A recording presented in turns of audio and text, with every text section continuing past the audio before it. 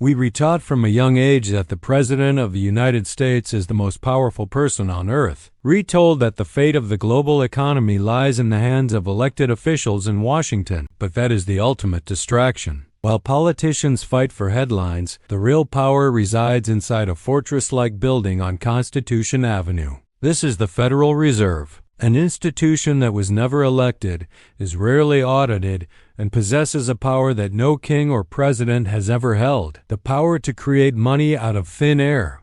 Today, we are cracking open the vault of the Federal Reserve. We're looking at the 7 people you didn't vote for who decide the value of every dollar in your pocket. Disclaimer.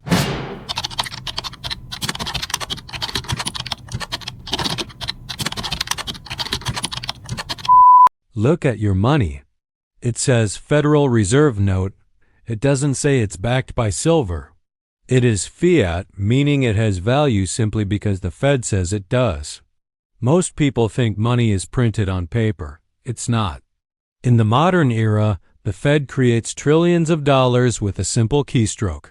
They call it quantitative easing. We call it the greatest magic trick in human history. But here's the catch. The Fed doesn't just print money. They create debt. Every new dollar entered into the system comes with an interest payment attached. The more money there is, the more the nation owes. It's a system designed to keep the world in a perpetual cycle of borrowing.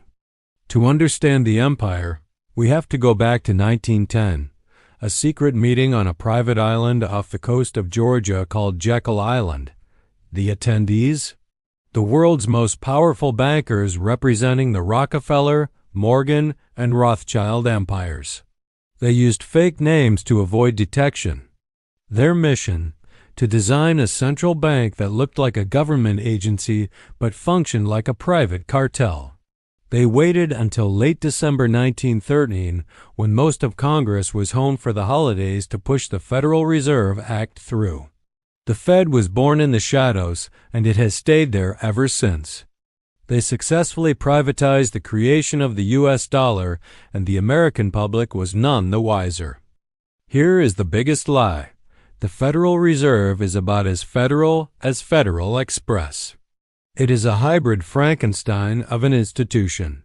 While the president appoints the chairman, the 12 regional Fed banks are actually private corporations. And who owns the shares of these regional banks? The massive commercial banks like J.P. Morgan and Citibank. Think about that. The very banks that the Fed is supposed to regulate are the same ones that technically own the system. It's a closed loop. A self-regulating empire where the fox is not only guarding the henhouse, he owns the farm. When the Fed expands the money supply to bail out Wall Street, they aren't just printing money. They are stealing your time. This is the silent tax. Inflation isn't an accident. It's a policy. By devaluing the currency, the Fed transfers wealth from the bottom 90%, the savers and the workers, to the top 1%, the people closest to the money printer. Since the Fed was created in 1913, the U.S. dollar has lost over 96% of its purchasing power. What used to cost $1 then costs nearly $30 today. You aren't getting poorer because you aren't working hard enough. You're getting poorer because the money you earn is being systematically debased. The Federal Reserve is the operating system of global capitalism. It decides who wins, who loses, and which industries thrive or die. Presidents come and go. Parties rise and fall. But the empire remains unaccountable, untouchable, and largely misunderstood. If you want to escape the matrix, you first have to understand who owns the code. And the code is the currency. Follow the money. Because the house always wins, and in this game, the Federal Reserve is the house. And don't forget to subscribe this channel.